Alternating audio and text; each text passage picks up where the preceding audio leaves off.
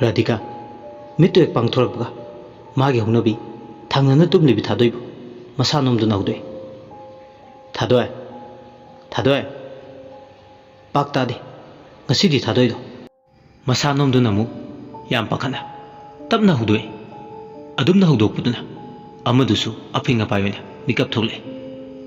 kana kaidorage kokok lawo makhol amamu tarisi nangbu tadabro thadoi taye ngarangi dongna mu tawrojala adu oirambe tan charati kokok lawo makhol siga hairute khuning wangbi tonglaga kokok haidana chatpa malida. Radhika haigumdana taribu makhol sidi khuning wangbi makholbu mandro sidi. Radhika adu manadu thangkalaka tai ani du tumlambadigi phuklauna hogule adugo kanano khanglege haibage matago phuklauna hogula taribu makhol odomda khunguli ba horaklame haina bale khangning ba langtakna ba haibase yada haiba mphomdana khara khit henjili haibado yengdi yengi khangdi khangning mane yenglurgana kari khanglurgana kari karamba mangjaba tongjaba mu nakoina na lakadoriba chamamnarba wakhana lamjingoi anido khong thangba horakle thili thili chuba nongna jingada yebagi makhol una wana lengbagi makhol khuding maki na thairamlaga akibado kadaida no losilamaga makhoi ani shuribu haidana corridor leba makharum thangbada makhol dugi khungul leiruni haidana thadoi madi Radhika laklame masing tingamdraba saudaba sahum kyana malem le maidi chale udaba sukyane khangdaba sukyane ahingba na hogulagla ahingba na tumthaba matamda sanari kumai kya ahingsida anido nomho makhol dugi tungi lakpada laptakna nurse nupi ama kokok haidana ahing aduda mathanda corridor duda chatlibudu ure nurse nupi dugi mukhuta file ama paiga chatpadongna togumsu tawe nurse nupi do mong hadana yam fashion tawi model amagi mongda catwalk sapagi type ta su tawe asumna nurse nupi sina chatpa ubada ani do ngakchane athengba hingsida mi su chatnadraba matam sida corridor sida mathanta ma karigi chatliba ani do nurse nupi duna takini habagi matago murum sonarame amuksu nurse nupi duna takhigadra khangkhigadra habagi pakatuna nason pingna musane nurse nupi dudi aduma magi chapam tokwa adumak chatle Radhika madi thadoi murum sonarame kaino akhoi nina ahing nungai sida tawrisi Radhika thadoi wayam ngangana adum nurse gi tung insi mana chatlese kadai tuno haiba amukta khangtoklusi as ibani se thawdi phajana leite ahing sida migi mathauda ithau sabo oina tholadra habane yare paksilagdaba tawgunu masida akhuna thawtiba nati nang somta khala ahing sida mina tumna hina khurba matam sida mi su leitaba mafum sida kanana mathanda chatpa hungnage hoine adu su chumi nongthi nongongbagi nongjugi ahing sida naitong khoi chatlise maram amadi lerangani maram duni khangtolu chairise asumnani do nakong mayada nason pingna murum sone sonarba matung ani do kakpai mangda chaliba nupi dugi tungyan tamna adumak inari nurse ki phijol setuna chaliba nupi dudi hanna paw uthoktuna magi maningda inergliba mokhoi ani do hanna paw yenglamde magi chatham thokpa sading amada adumak chatle asumna adumak leptuna chatpana lamlong ahum phangba mapa ama yorokle mapa dudi nupi do mamai awang lomda olaga chatki nupi duna mamai awang onba maike domda ani tusu adumak inare khongthangi makholdi ani tu thoande thokliba makhol ahinge chikpabu thugai ba haibu khuning wangbi makhol adu khakta mangare asumna inarakpana khangaudana nurse nupi do asobo holoi wadoi toba amagi manung changsinkre maisu yam kana ka hena thanma mafamdi hoidi musi toba ka oina tawe mana changkhribuda ka do hek changsin kibada nurse nupidudi amukana ukidre minda kupada kadum chatkrabana uhowdre anidu ngayakti tarang marang chatle onthong su thuna mangi makhale mako uhole thadoi kari chare mimangdagi mangkhre musi musinganba mafam sida sangsin krise kaidunungda hospital sida thabak toba staff nurse oiramoy ko radikana nangna harido sumomdong mansle awoiba kanana thajaduino misu leinedaba yangang baka sida nurse oidi changpham thokte thadoina lao chalobuna farne ibani se haiman singmandana pasing thoi habdo soiduna tawba tare anido asumna ngangnarga mamai leduna makoina lakhiba maike domda han gaiduna tawrame waga ngangnade khonglai khara khajiktuna laituna chatke tawbagane makoi ni mimangduda musi musinganba maingaladуда nurse nupido makhutta kaigumba machintumba pot ama pai leptuna lerame machintumba potudagi I tap tap tabadogna su tawe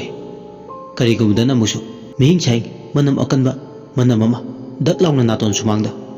phawjilagudogna su tawe manamdo ngasai waidi namamdabane aduba hujiti manam adu hek tarubuda hek hainingdaba thuklawo manam amoina tawbana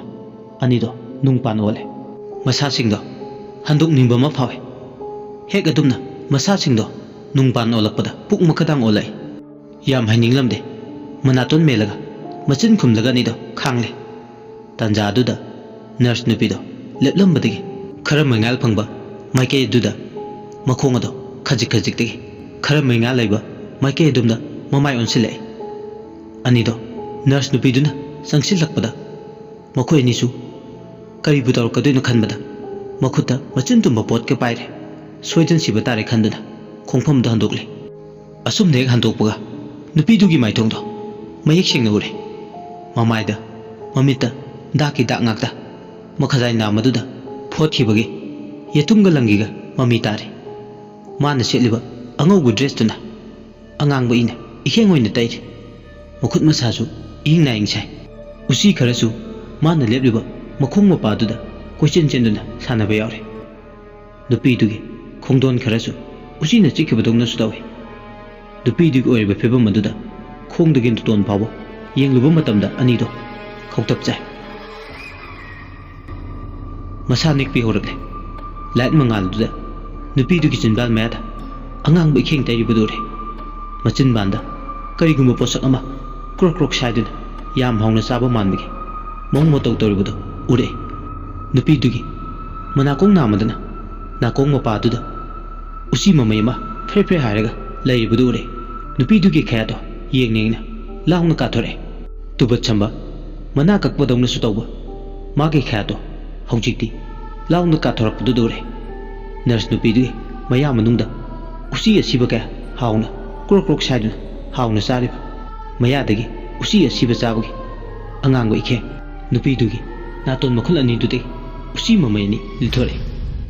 adum hek lithorakpaga nupiduna makhut namana naton makhunduda makhutto thingjilaga usi du lakthoga maya manungda langsile aduga khudak aduda minbangda krok krok saiba hore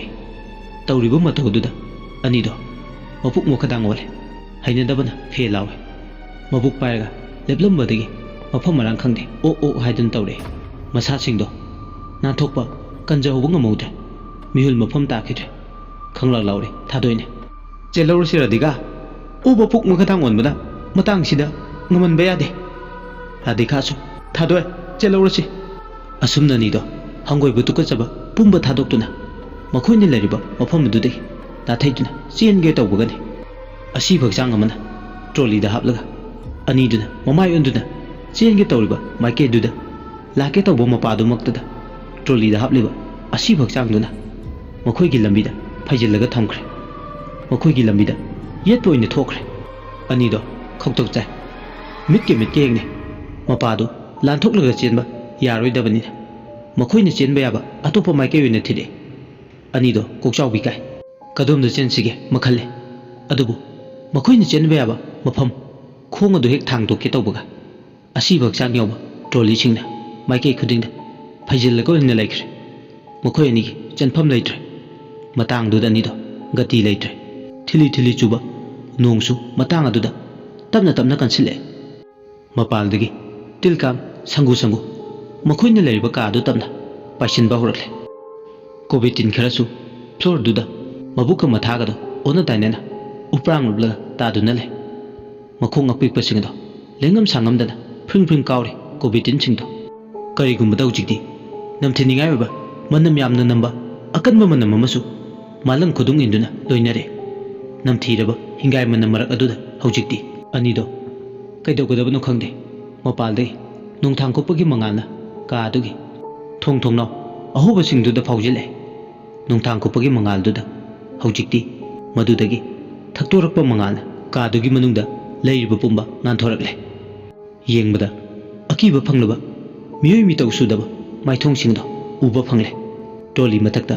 ꯐꯤ ꯑꯉꯧꯕꯅ ꯀꯨꯞꯁꯤꯜꯂꯒ ꯂꯩꯕ ꯑꯁꯤꯕ ꯍꯛꯆꯥꯡꯁꯤꯡꯗꯣ ꯄꯣꯁꯃꯣꯔꯇꯦꯝ ꯇꯧꯔꯨꯕꯒꯤ ꯂꯦꯡꯈꯥꯏꯕ ꯃꯥꯟꯕ ꯀꯌꯥ ꯑꯃꯁꯨ ꯌꯥꯎꯔꯤ ꯃꯃꯤꯠ ꯃꯃꯥꯏ ꯂꯧꯐꯝ ꯈꯪꯗꯕ ꯀꯣꯛꯀꯤ ꯁꯔꯨꯛꯇ ꯂꯦꯟꯕ ꯏꯍꯤꯡ ꯅꯥꯍꯤꯡ ꯁꯥꯔꯕ ꯍꯛꯆꯥꯡ ꯀꯌꯥꯅ ꯆꯣꯡꯊꯣꯛꯇꯨꯅ ꯇꯣꯉꯥꯟꯅ ꯇꯥꯗꯨꯅ ꯌꯥꯟꯊꯔꯒ ꯂꯩꯕꯗꯣ ꯎꯔꯛꯏ ꯑꯁꯤꯕ ꯍꯛꯆꯥꯡꯁꯤꯡꯗꯨꯒꯤ ꯄꯥꯔꯠꯁꯤꯡꯗꯣ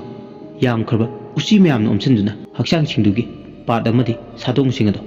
ꯁꯦꯠ ꯁꯦꯠꯇꯨꯅ ꯆꯥꯔꯤ ꯇ꯭ꯔꯣꯂꯤꯗꯨꯗ ꯂꯩꯔꯤꯕ ꯑꯁꯤꯕ ꯍꯛꯆꯥꯡꯁꯤꯡꯗꯣ ꯍꯤꯡꯕꯗꯧꯅꯁꯨ ꯇꯧꯏ ꯂꯦꯡ ꯂꯦꯡ ꯆꯠꯂꯤ ꯍꯤꯡ ꯂꯦꯡꯅ ꯂꯦꯟꯕꯗꯧꯅꯁꯨ ꯇꯧꯏ ꯀꯅꯥꯅ ꯐꯤꯕꯝ ꯅꯥꯇꯩ ꯆꯥꯗꯅ ꯂꯩꯍꯜꯂꯤꯕꯅꯣ ꯍꯥꯏꯕꯁꯨ ꯈꯪꯉꯝꯗꯦ ꯅꯔꯁ ꯅꯨꯄꯤꯗꯨꯅ ꯑꯅꯤꯗꯨꯅ ꯆꯦꯟꯐꯝ ꯈꯪꯗ꯭ꯔꯗꯨꯅ ꯂꯩꯕ ꯇꯨꯁꯣꯟ ꯃꯥꯟꯁꯣꯟꯅꯕ ꯃꯇꯧ ꯑꯗꯨꯗ ꯈꯦꯛꯂ ꯂꯥꯎꯅ ꯅꯣꯛꯂꯛꯑꯦ ꯅꯔꯁ ꯅꯨꯄꯤꯗꯨꯅ ꯃꯈꯨꯠꯇ ꯄꯥꯏꯔꯤꯕ ꯃꯆꯤꯟ ꯇꯨꯝꯕꯗꯨꯗ ꯑꯃꯨꯛ ꯌꯦꯡ ꯑꯍꯤꯡꯕ ꯃꯈꯣꯏ ꯑꯅꯤꯗꯨꯗ ꯑꯃꯨꯛ ꯌꯦꯡ ꯀꯟꯊꯤ ꯊꯣꯛꯅ ꯃꯥꯒꯤ ꯐꯠꯇꯕ ꯃꯌꯥꯁꯤꯡꯗꯣ ꯐꯨꯗꯣꯛꯂꯒꯦ ꯈꯟꯗꯨꯅ ꯃꯇꯤꯡ ꯐꯨꯗꯣꯛꯂꯝꯗꯥꯏꯗꯨꯗ ꯂꯝꯐꯦꯟ ꯄꯥꯠꯄꯨ ꯀꯣꯜꯂꯤꯕ ꯂꯥꯡꯒꯣꯜ ꯂꯥꯏꯔꯦꯝꯕꯤ ꯏꯃꯥꯅ ꯈꯪꯍꯧꯗꯅ ꯑꯀꯤꯕ ꯃꯔꯛ ꯑꯗꯨꯗ ꯁꯥꯐꯣꯡꯂꯔꯦ ꯆꯔꯩ ꯐꯤꯔꯨꯛ ꯈꯨꯝꯅ ꯀꯥꯡꯍꯨ ꯂꯦꯡꯗ ꯊꯣꯡ ꯑꯁꯨꯝꯅ ꯀꯣꯂꯣꯏꯃ ꯄꯥꯎ ꯂꯥꯎꯔꯛꯑꯦ ꯍꯥꯏ ꯍꯥꯏ ꯊꯋꯥꯏ ꯃꯤꯔꯦꯜ ꯍꯥꯝꯆꯠ ꯍꯥꯝꯄꯣꯏꯅꯕ ꯃꯤꯔꯦꯜꯗꯨ ꯊꯨꯞ ꯅꯥꯏꯕ ꯅꯃꯨ ꯄꯨꯟꯁꯤꯗ ꯆꯩꯕꯤ ꯆꯩꯊꯦꯡ ꯄꯤꯒꯦ ꯍꯥꯏꯗꯨꯅ ꯏꯋꯥ ꯂꯛꯏꯕ ꯇꯥꯏꯕꯪ ꯃꯤꯔꯝꯂꯦꯟꯁꯤꯗ ꯇꯧꯅꯤꯡꯕ ꯅꯅꯤꯡ ꯇꯧꯔꯅꯤ ꯊꯋꯥꯏ ꯅꯈꯣꯏꯕꯨ ꯄꯂꯦꯝ ꯅꯃꯥ ꯏꯕꯦꯝꯃ ꯂꯥꯡꯒꯣꯜ ꯂꯥꯏꯔꯦꯝꯕꯤ ꯑꯩꯒꯤ ꯌꯥꯏꯑꯣꯏꯕ ꯊꯧꯔꯤꯅ ꯉꯛꯁꯝꯗ ꯇꯨꯡꯗꯨꯝ ꯂꯥꯛꯇꯨꯅ ꯁꯣꯔ ꯁꯣꯔ ꯂꯥꯛꯇꯨꯅꯕꯨ ꯆꯤꯡꯒꯦꯗꯣ ꯊꯋꯥꯏ ꯅꯈꯣꯏꯅ ꯉꯝꯃꯤ ꯃꯇꯥꯒꯨꯝ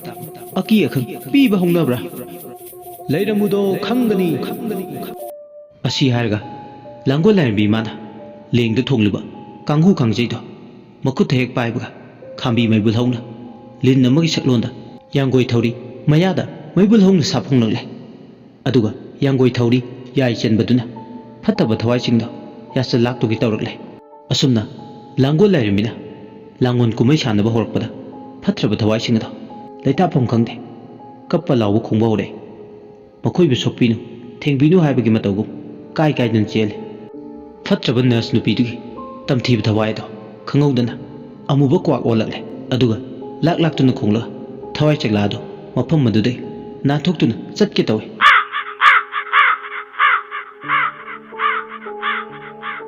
ꯑꯗꯨꯕꯨ ꯀ꯭ꯋꯥꯛ ꯑꯣꯟꯗꯨꯅ ꯃꯐꯝ ꯑꯗꯨꯗꯒꯤ ꯈꯣꯡꯂꯩ ꯈꯖꯤꯛꯇꯨꯅ ꯅꯥꯟꯊꯣꯛꯀꯦ ꯇꯧꯕꯁꯨ ꯅꯪꯍꯧꯗ꯭ꯔꯦ ꯌꯥꯏꯑꯣꯏꯕ ꯂꯥꯏꯔꯦꯝꯕꯤ ꯃꯥꯒꯤ ꯂꯥꯡꯒꯣꯏ ꯊꯧꯔꯤꯅ ꯆꯦꯛꯂꯥ ꯃꯥꯒꯤ ꯈꯧꯔꯤ ꯇꯣꯡꯗꯝ ꯃꯄꯥꯗꯣ ꯌꯥꯆꯜ ꯂꯥꯛꯈ꯭ꯔꯦ ꯃꯔꯩ ꯃꯔꯥ ꯇꯧꯗꯨꯅ ꯃꯇꯤꯛ ꯃꯌꯥꯏ ꯄꯨꯝꯕ ꯐꯨꯗꯣꯛꯇꯨꯅ ꯃꯐꯝꯁꯤꯗꯒꯤ ꯅꯥꯊꯩꯒꯦ ꯈꯜꯂꯨꯕ ꯁꯤꯡꯌꯦꯠ ꯑꯔꯦꯝꯕ ꯑꯣꯏꯔꯦ ꯈꯨꯗꯤꯡꯃꯛ ꯑꯔꯦꯝꯕꯅꯤ ꯊꯋꯥꯏꯗꯨꯒꯤ ꯃꯇꯤꯛ ꯃꯌꯥꯏ ꯄꯨꯝꯕ ꯆꯥꯝꯈ꯭ꯔꯦ ꯑꯁꯨꯝꯅ ꯃꯐꯝ ꯑꯗꯨꯗ ꯑꯀꯤ ꯇꯨꯖꯨꯡꯕꯅ ꯄꯤꯛ ꯊꯜꯂꯝꯕ ꯁꯛꯂꯣꯟꯁꯤꯡꯗꯣ ꯃꯤꯠꯅ ꯀꯨꯞꯄꯗ ꯂꯣꯏꯅ ꯃꯥꯡꯈ꯭ꯔꯦ ꯃꯃꯤ ꯁꯥꯝꯈ꯭ꯔꯦ ꯁꯛꯇꯝ ꯄꯨꯝꯕ ꯑꯀꯤꯕ ꯁꯛꯂꯣꯟ ꯃꯨꯊꯠꯈ꯭ꯔꯦ ꯂꯥꯡꯒꯣꯜ ꯂꯥꯏꯔꯦꯝꯕꯤ ꯏꯃꯥꯒꯤ ꯃꯄꯥꯜꯗꯒꯤ ꯂꯥꯏꯔꯦꯝꯕꯤꯗꯨꯁꯨ ꯃꯥꯒꯤ ꯃꯊꯧ ꯁꯤꯟꯊꯥ ꯄꯥꯡꯕ ꯂꯣꯏꯔꯗꯨꯅ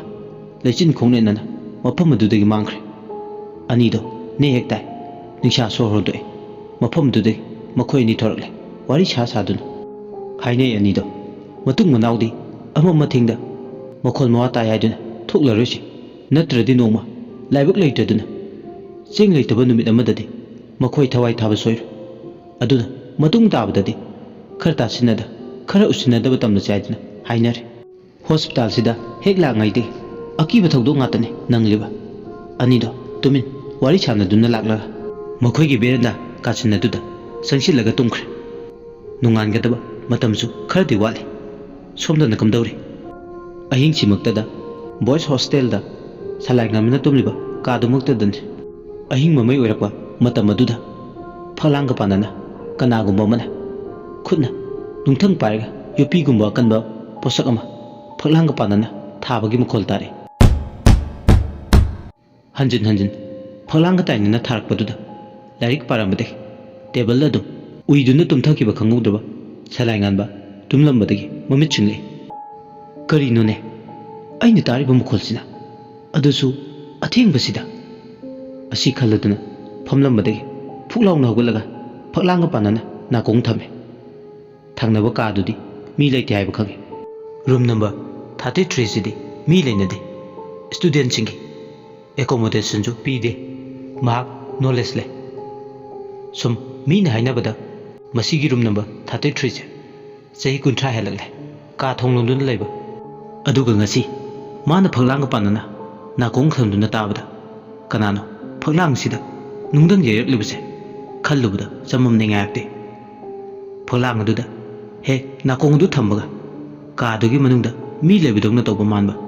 samin khrasu phanglame ka adugi manungda mi ani murum solga wari chanaba manba mi ta kini matagum lona thumna sanaba manbagi itilsu phangi karigumada ka sigi manungda kappalawa mukholsu taba horakle mukhol tani tariba adu masakti udi sontangnana khonjelamana haibadi da adumna tobina aina kanagi mafamda kari lan khrage ai iral karino maduda han haibi iral sulaita baingonda mi amagi mara thangjin birakadu nakoina aigi ifamdagi pamlebse mayik singna haibi adudi nate masen marang oiba chane ne bo phumamada aibu puduna chatlaga iral ta desibin ai ta singna nakhoi na phamdadi lan khidabani asi haidana nupa amagi sonthangnar khonjela ka adugi manungda pangal thoktaba mugum hina haibedu tarakle salai nganba nupa sin haibese taraga masapu madu tu khyau sumkiba kangaude sanana ka sigi manungda mi leiba jala soidana lerangani mapungning jingnarakle ka sigi manungda leiribasi maga chahi longa manaram dau sumale adubu ma yam tuson ma sonaba misak amani minna ne hetpi bagi asini salai ngan na khale ma manungda ngangliba singdo tarubadagi awaba khudungtiba taga toru misak adubu kaningba phawrame ma khutta troslat pai magi kage thonga do hangtulaga chenthore thangnaba room 33 dugi thong hangtoke tawbaga ka dugi thong dudi waikhu so asoba mana poron chetna lol ma matam duda masada tawphom khangte waikhu so do phakairaga thong do hangtokna bone adubu pagai ngamde maramde madudo loliba waikhu so do chamchama so madi nate khangningba lantakna baiba ithilsini wakal pungning thamoi humdagi thoklakpane ahum sina hujikti amata oikibana salai nganbabu namja namthiknaba ngamkhide mana takhiba khonjelasi kanagino khangningbana hena langtaknabaduna magi lutong khudingda curiosity haibasina mangthare mak sodo hangtoknaba tawre adu bhonna je haibadane khudima arimba targadaba ngakni phana phakainaba honarasu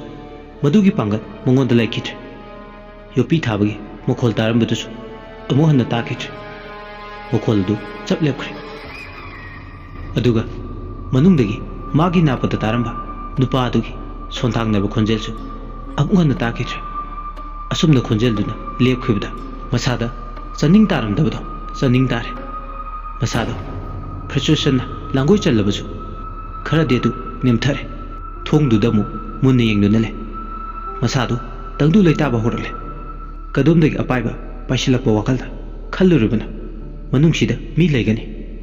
mapalda ichau chawna mina page hangba ngamdaba achoba somana puna thaduna kanamta mafamsida changba yade haibagi matau kumlole masidabu thawi haiduna akalarin singlurasu aremba tagani masadu humang anda pikangi tawphum khangde channa khoina padongna di tawre amuksu magi mobile pung kya tar ga duni yeng gari yeng lubada pung ani tare nga thungjin du lebamaga मागी कादा अमुक चंगलक ले कादु हेक चंगकपगा थोंग अदु लोनसिले table दु थमलिबा इसिंग बोतल अदु ताप पाइरगा लौरगा थै इसिंग अदु थंगना थंगना फगलांग अदुदा अमुक येंगी फगलांग अदुदा Young mahak mana English da tamlakhiba lesson ama ningsinglakle the face on the wall phaglang da tarba maithong haigadra natragana phaglangi maithong haigadra wari ama wari duda supernatural oiba thim ama oina pui nipa amana phaglang da sum yenglaga phaglang aduda thariba masu moment sing do sum kuirakpagi mantharakpana discoloration laktuna phaglang aduda miyobigi maithong manba ma oina nipa adugi mamita urakpa aduga ngasi mana thingnakiba phaglangda yupi thabagi mokhon tabasiga anisi karida kadaidabu khetnaramdawuna mapai bungo yuhenba lawduna salaingan basu amuktang pakhiba thengnakiba lesson amata kauthe ev lucas na iba the face on the wall haiba masak masu onba sakta moijarasu hongma naiba saklon puba phaglangda taba maithungi wari do khangning nisingai wari sigi kunma thoisibe episode matang sidlo sinjar mayamna wari sibu tabiraga adumge pam pam dadu comment da thambirab losilakta mayam ikoknon amukana khurumjari